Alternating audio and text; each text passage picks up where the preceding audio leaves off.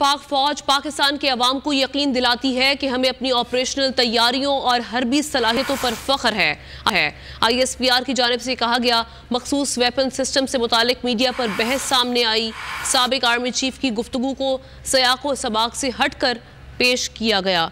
सलमान अवान हमारे नुमाइंदे हमारे साथ मौजूद हैं, उनसे मजीद तफसीलात जानते हैं। सलमान, ये कहेगा मजीद क्या कहना है ISPR का?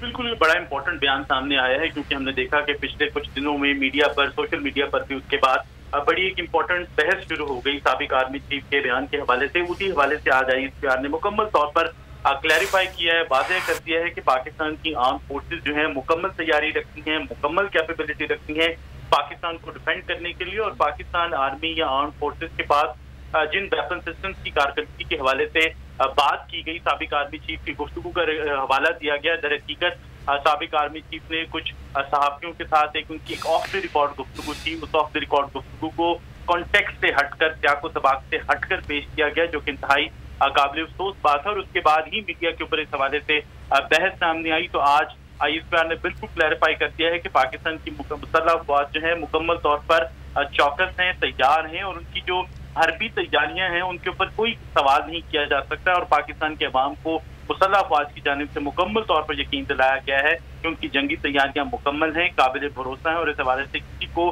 फिक्रमंद होने की जरूरत नहीं है। जी ठीक है, शुक्रिया आपका सलमान।